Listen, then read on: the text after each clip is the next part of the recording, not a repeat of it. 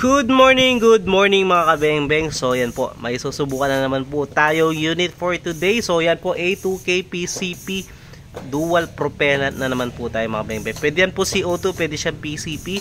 So ang order po ni Sir Ricky Larga. Ayan po Sir Ricky Larga, ito po yung order ni Sir Ricky Larga.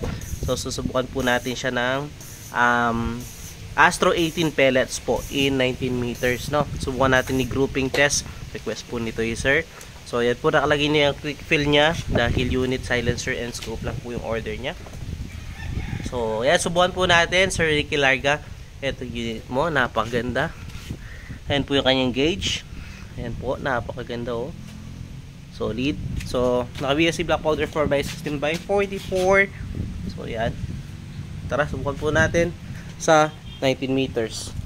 So tara po. Lagay ko lang yung ating camera sa ating side cam mount.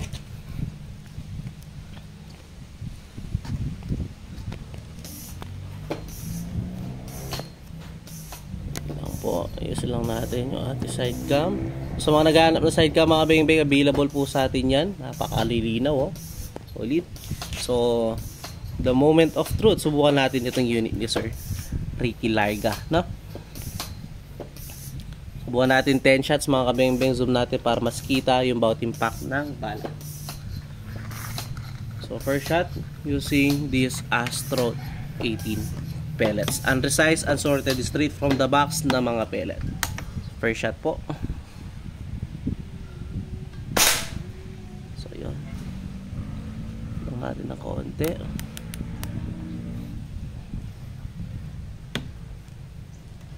Second shot.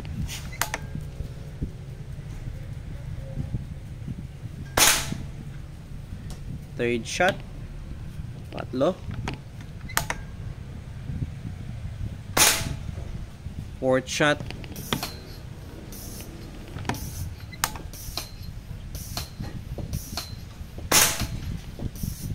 Fifth shot, pang-lima.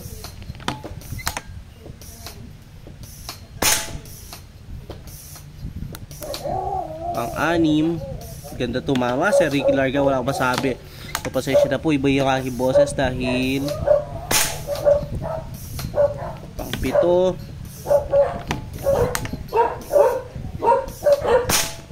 Pang-walo.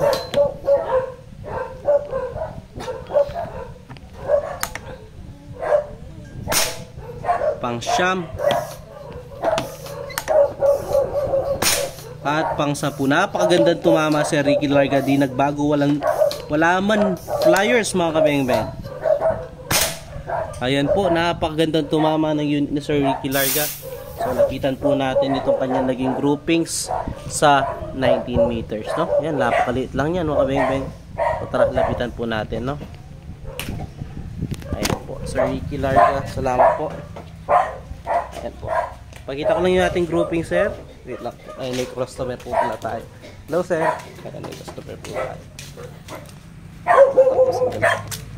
So ito po yung kanya naging groupings mga kabengbeng. Sir Ricky Larga, ito po, napakagandang tumama. So thank you sir, God bless po.